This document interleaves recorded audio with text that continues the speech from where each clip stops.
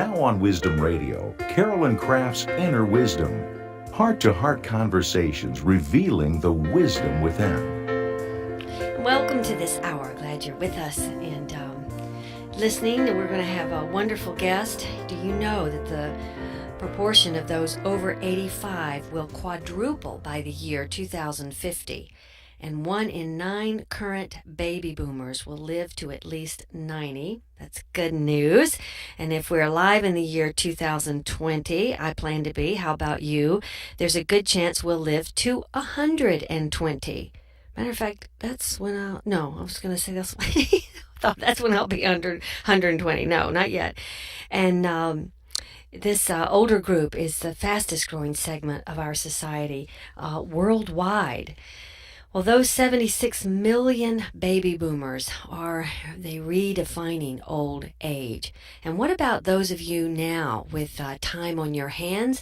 Maybe you're no longer running and gunning with your day planner filled with appointments, but you have taken time out. Maybe you are retired. Maybe you know of someone or someone in your life has dropped the day planner and yet are still clinging to the planner or life in or an organized fashion like that as if it were life itself. We're going to talk to Marcia Sinitar this hour. She most recently has authored Don't Call Me Old, I'm Just Awakening, Spiritual Encouragement for the Later Life. And as you will be hearing from Marcia, you'll see that this is not just about turning those years over ourselves, but it's also how can we even look at our time right now, and how I've mentioned the day planner, that's right up close and personal for me, but get those insights and those sacred moments built into our life without running from one task to another.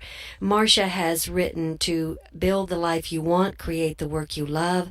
She's also written Ordinary People as Monks and Mystics, Do What You Love, The Money Will Follow, and many, many more. We're going to give you more information throughout the hour and how you can find out more about Marcia, where she is in her travels and her appearances, and also what other writings she has.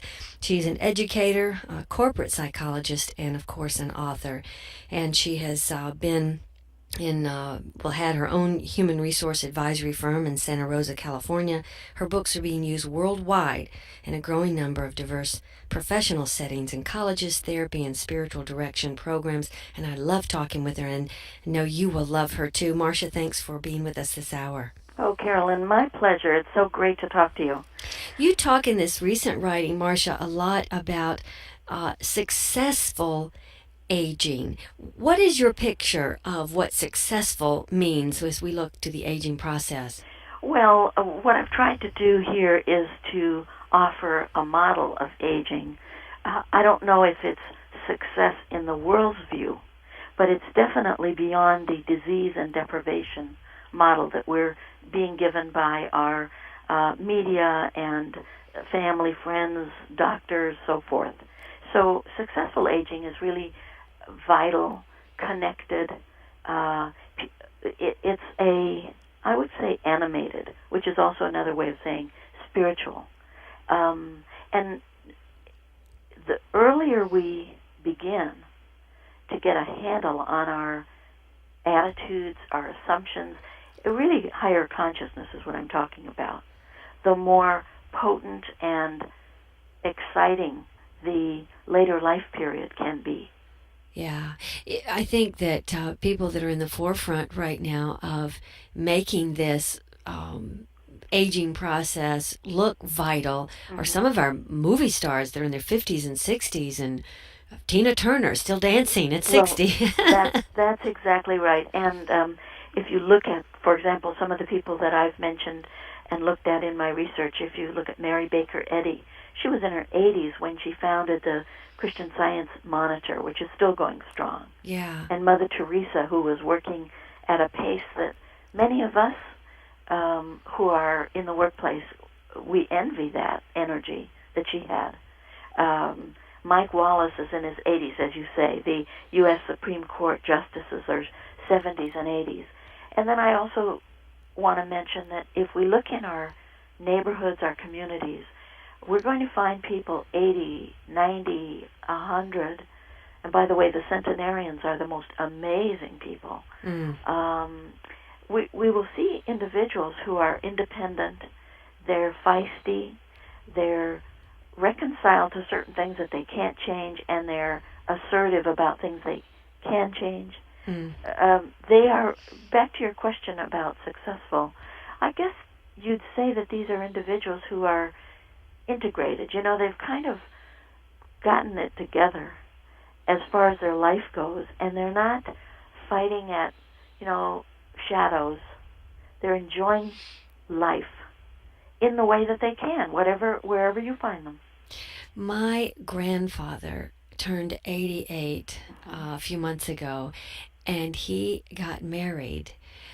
For the first, he actually was married to my grandmother for many years, but they eloped way back in 1916 or whatever, and he had a church wedding, and he and his new bride she's in her late 70s, walked down the aisle, and it dawned on me, this man never had a real wedding. It was real important that he had his family around and actually had a church wedding, and at 88 years old, and my grandfather has not necessarily got one leg in the visionary future. He's got a lot of generations before him, attitudes and behaviors and so forth.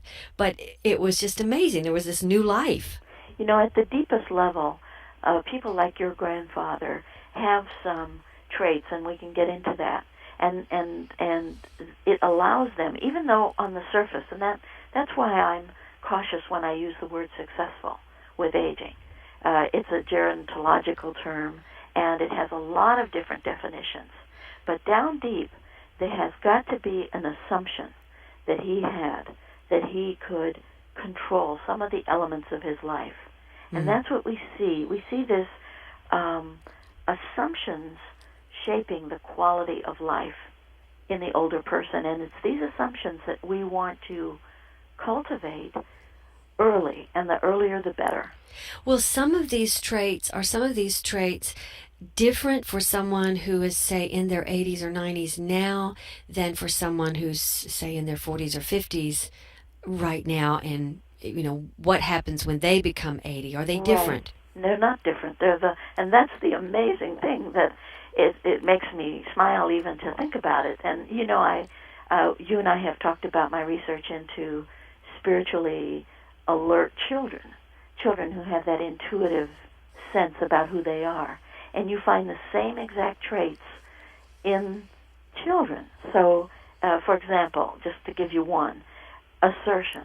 You know how difficult it is for some of us to say yes and no as though we mean it. We agree to be on committees that we have no business being on because we're busy enough. And we don't turn down or we don't say yes to certain things that that our heart really wants to do.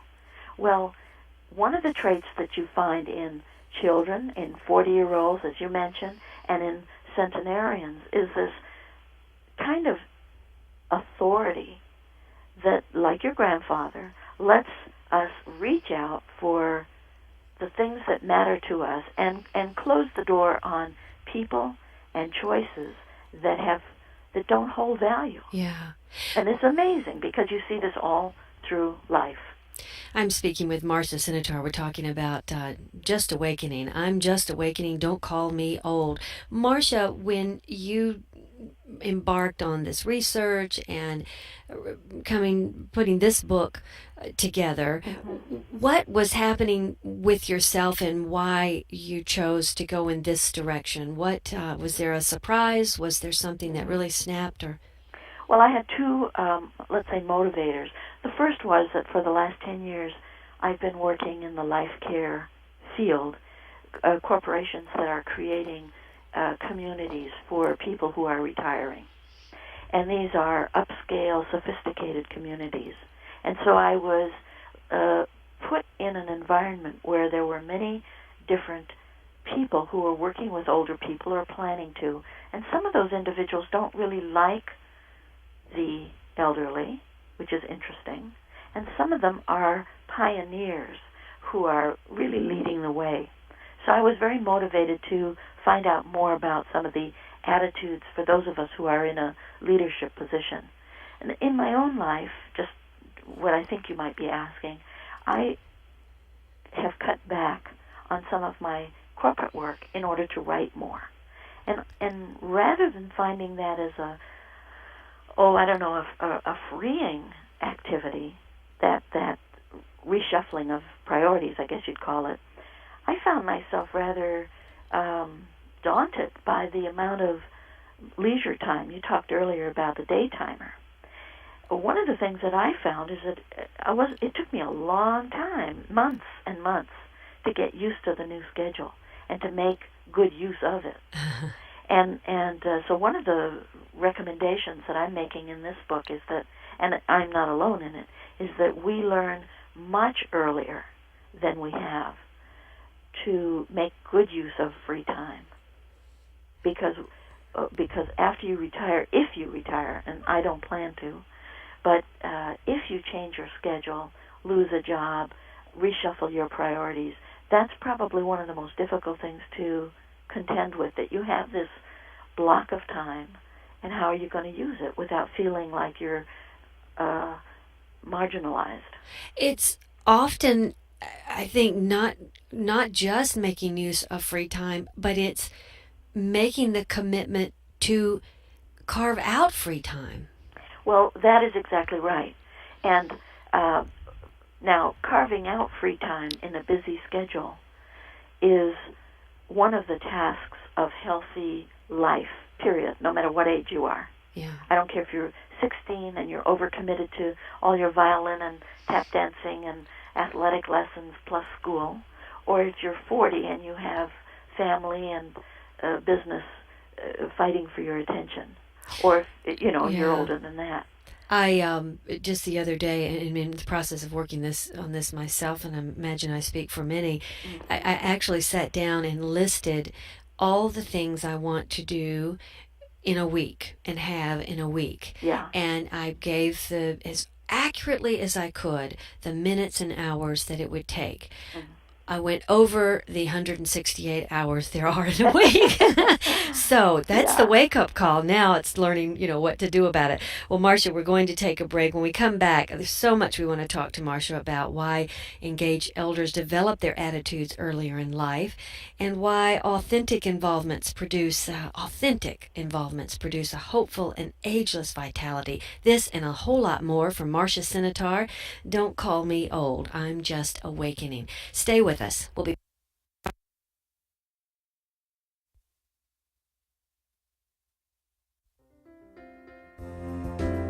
Now, back to Carolyn Craft's Inner Wisdom on Wisdom Radio. And we have as our guest this hour educator, corporate psychologist, and author Marcia Sinitar. You may know her primarily from some of her very, very popular writings: Do What You Love, The Money Will Follow.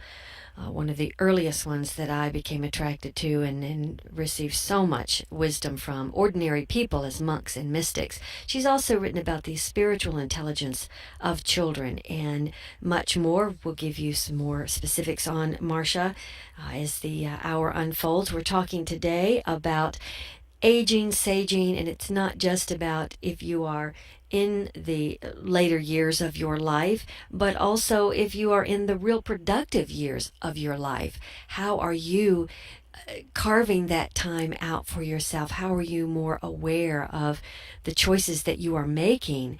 And is this promoting vitality and regeneration, or are you getting old before your time? So Marcia's here to share what she has learned on her journey, and she's also most recently written Don't Call Me Old, I'm Just Awakening, spiritual encouragement for later life. Marcia, authentic involvements. Describe someone you know or some examples that you've witnessed in your teachings and travels. Well, I guess a personal friend of mine who's now in her 70s, who has always loved business, and she has many, many other interests as well. She just started a new business at 70, and actually she moved to Asia, where she sees a huge amount of opportunity for entrepreneurs. I think what she has taught me is that this idea of recovering our delights is so important, that if we have a particular interest, we ought to follow that interest. And of course, you know that I've been writing about this sort of thing all my life. Mm-hmm. And I think here again, if we turn and look at our friends and neighbors, for example, I have another neighbor, he's been blind, I think, since birth. And I don't know him very well, but he has always been a counselor of other people. And when I heard you use the word saging, I would say he's sort of a sage. I see him on his errand run in the market and wherever. And I noticed that recently he's been looking extremely buff. And he's got to be around 80 or 90. And he's probably working out on a regular basis because he looks much more athletic than he used to years ago. Yeah. Which makes me want to say that some of the most vital elderly people and middle-aged people and young people that I see are the athletically inclined. They True. just look great, and they have that energy and that focus. Some of the, not only the athletic abilities, but there are some other characteristics or decisions or, as you say, choices that the engaged elders have made along the way. What are some additional ones? Well, the three that stand out come out of a study Pfizer supported. I think it's called the Pulse study, and I talk about it. And they're sort of benchmarks. One is the idea of staying challenged. In other words, you kind of stay on top of the events that are happening in the world. And instead of being at the effect of those events, you try and get a handle on it so that you're engaged with them. Wow. For example, you talked about writing your list. Well, instead of the list running us, I would say that the person who stays challenged in the way I'm meaning it begins to run the list. They're controlling the to-do list as opposed to being at the effect of it. The other thing is that these are individuals who stay in control. In other words, whether they have a chronic ailment or not doesn't seem to matter, like my neighbor who's blind and who lives in a rural, kind of a remote, rugged area, and he's lived here ever since I've lived here, which is now going on 20 years. So you control what you can, and you don't give over the reins of your life to other people, authorities included. And the other one has to do with staying connected to friends. And that's a large part of this book. But I'm saying that we have to hang out with people that are a little bit more upbeat, more encouraging, maybe mutually encouraging, and kind of move away from the ones that put us down or try to control, as I was saying, or threaten us or demean because of age, discount, like that. And that, again, is a lifelong process. You're not going to wake up at 90 and start reshuffling all your friends. The second one you're talking about, staying challenged as far as staying in control. It'd be good, I think, to elaborate on staying in control, because sometimes our perception is trying to control our environment, the people around us, and no, you're meaning more than that. Well, I'm meaning it not so much that we're controlling people, that we become sort of, nitpickers and trying to get everything our way. But, for example, paying your own bills. Now, this depends on your financial circumstances. And a lot of it, and I'll give you a story in a minute, but a lot of this that I'm talking about relates to the basic ability to assert ourselves. And this is a skill, and I think it's a competency that we need to refresh and build all of life. So in other words, if you're in a corporate environment, I would have your first-line supervisors through your senior officers take a refresher course in basic assertion skills. Just how to say what you want to say in a way that gets your point across and doesn't damage other people. So that goes to your idea about not controlling other people. But more than that, in the very later stages of life, we may find ourselves having to rely on other people. Maybe paying bills is a way of staying on top of our game. Mm-hmm. Maybe finding trusted others who can do it for us and listen to us instead of relinquishing our integrity, if you will, to people that don't have our best interests at heart. And this is very touchy because, for example, you might have I know of a woman whose relatives exploited her all of her life. It's a relative of mine. She too passively, allowed that to happen. Well, in later life, that just exacerbated. So we can look at our life at 40 years old, at 35, at 25, and say, okay, where are the areas in my life where I'm really not stepping up to the plate of my own responsibilities to say what I need and want? And this is a great challenge all of life, because you know yourself, you can tell somebody what you need and want in the most gentle way and still have a problem at the end of the discussion. I'm speaking with Marcia Sinitar, and you're listening to Inner Wisdom on Wisdom Radio. Marcia, you also mentioned the transpersonal activities. I'm thinking about what you just said and how important it is to get accustomed to making those choices, staying in control, as you say, at an early age, so it's almost habitual for you. You love yourself enough to do that. That's exactly right. There's some transpersonal activities that you talk about, how they promote the will to endure and go beyond any sort of potential loss of or frailty in aging. What does that look like?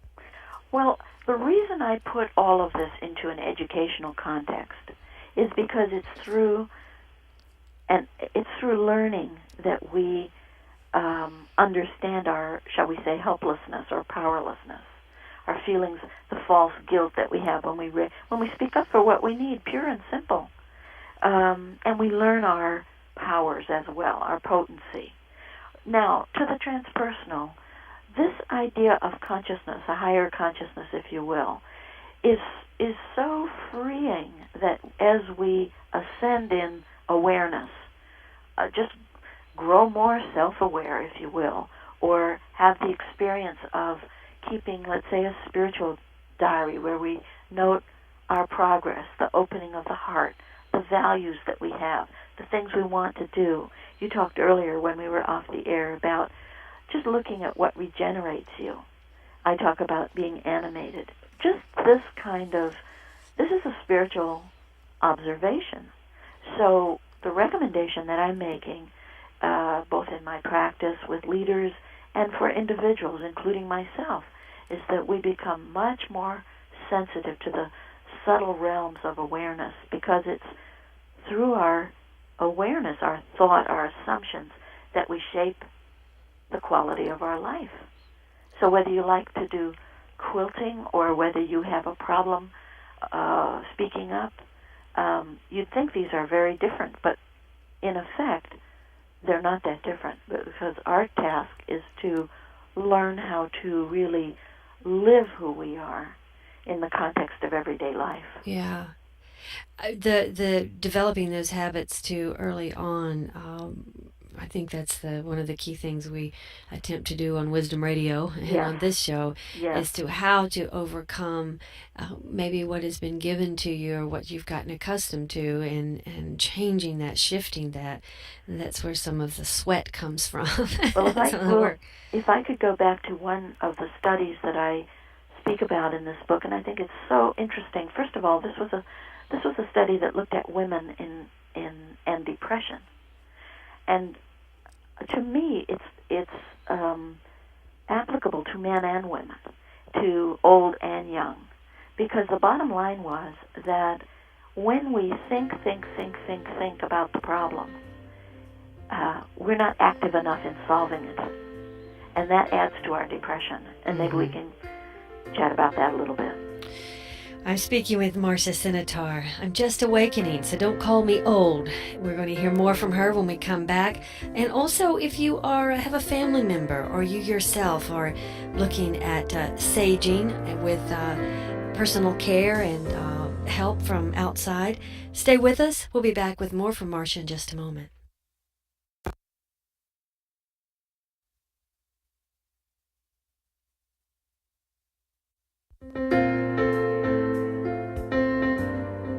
You're listening to Carolyn Craft's Inner Wisdom on Wisdom Radio. Send email to carolynkraft@wisdommedia.com. Once again, here's Carolyn. In this hour, we're talking to Marcia Sinitar. She is known most widely for her being best-selling author of Do What You Love, The Money Will Follow, and Ordinary People as Monks and Mystics. Another one that I've tremendously enjoyed, The Mentor's Spirit, and also Sometimes Enough is Enough. I have to tell you that, boy, that was perfect timing. As all your writings are, Marcia. They're perfect timing with human consciousness, I think. But Sometimes Enough is Enough. It's almost like that was perfect to read before Don't Call Me Old, I'm Just Awakening. Sometimes you just stop the presses. Yeah, well, sometimes you just really do have to get off of the merry-go-round and take stock. Yeah. Women, more often than men, get caught in a cycle of despair and passivity, you say in your writing. Tell us more about that. Well, basically it's just some studies that showed that if you want to alleviate the depression that so many women feel, one of the angles would be to help them gain a greater sense of control, which we've been talking about, over their situations, not to feel so helpless.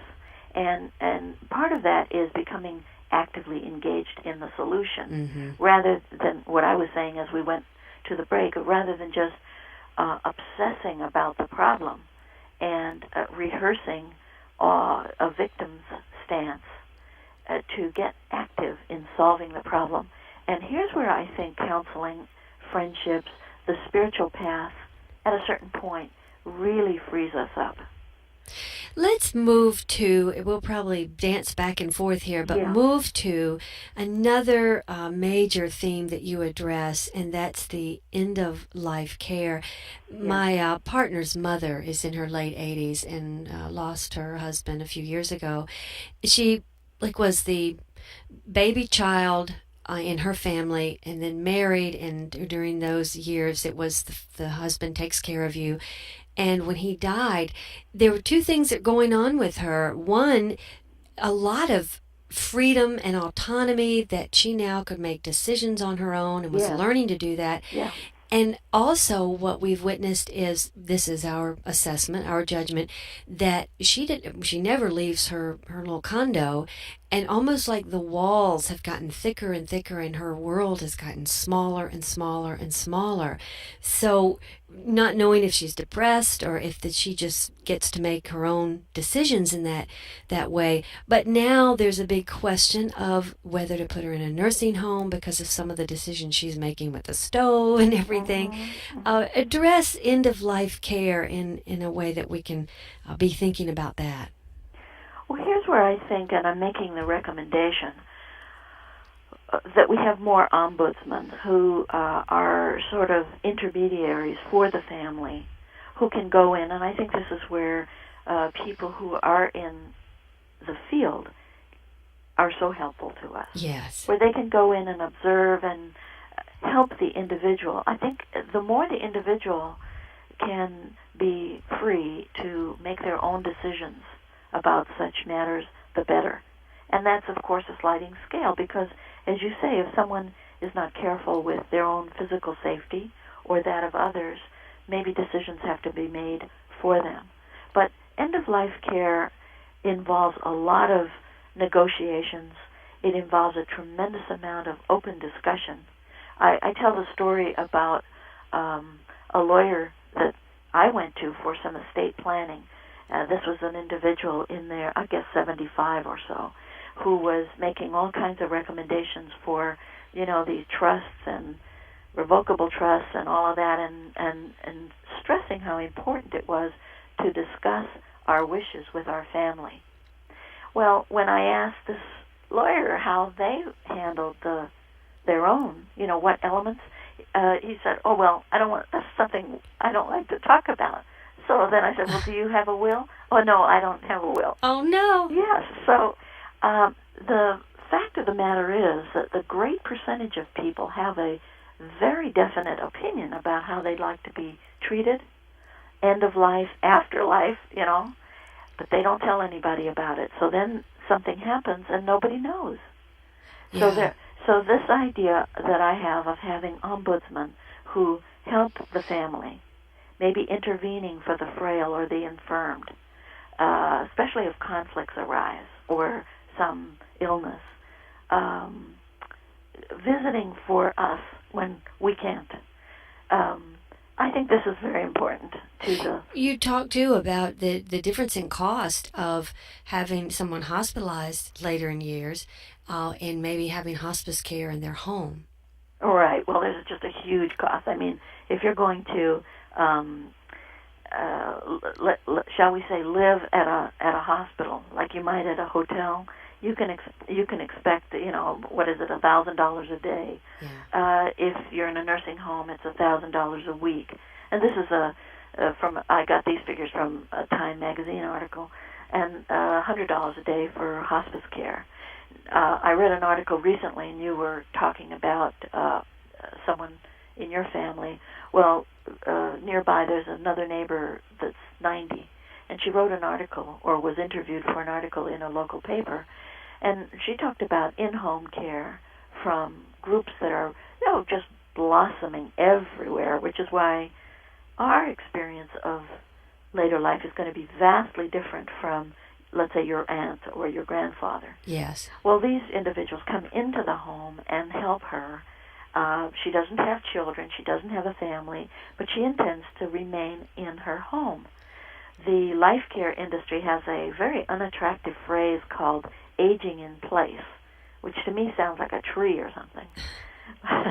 But that's basically what it means, that we stay at home and we get help at home. And back to your point about the relative who you're concerned about, there are ways of outfitting a home now so that it's safer for people who are getting on in years, too. What I'm hearing, too, is it's really important to know that you may not know how to care for an elderly person, that you might have some, if you're coming from a place of love and so forth, that a lot of the answers are going to come to you, but that to be okay with reaching out for some expert advice on how to do this. The other thing, and that's very true, the other thing, and I want to keep coming back to that because this is where I feel, the expression about living in denial. Well, I've made a lifetime of living in denial in one sense, in that I actively fight against some of the stereotypes that are out there about everything. I always have, about being a woman in the workplace when it was not in vogue to do that. I think we have to get a better image or idea or metaphors, if you will, for our own aging, and not think that just because we're X age, 65, we have to retire, or 70, we have to stay home now, or can't travel by ourselves. Nothing could be further from the truth. So we have to look for models and create models of vitality, ageless vitality, and this can be done with the help of, with a little help from our friends, as the song goes. Well, I'm speaking with Marcia Sinitar, and one of the things, Marcia, that I thought of when I was reading your work, that there's got to be something missing for those who fall into that real fearful place of aging. Can you give some insights on what might be missing for those who are in fear or locked in fear about aging? Well, I absolutely can, and this is why the book is a spiritual look at later life. What's missing, I don't care what age we are, when we're wrapped up in fear, we are living a separated life from a transcendent experience. The reason that, for example, you asked earlier about some methods, if you will, of opening this heightened consciousness of the universal, the transcendent, Christ consciousness, God consciousness, whatever words you want to put to it, and every culture has its vocabulary. The reason we want to do that is because the minute you connect with that one deeper spiritual life, I call it God, someone else is going to call it something else, fear dissipates, optimism returns, the sense of power comes back. It's not that everything in the outer world changes. It's that we change. It's that we approach the day from a ground of being, of trust and fulfillment. I mean, it's subjective fulfillment, pure and simple. And this changes the quality of our life. So there's only one thing missing, and it's us.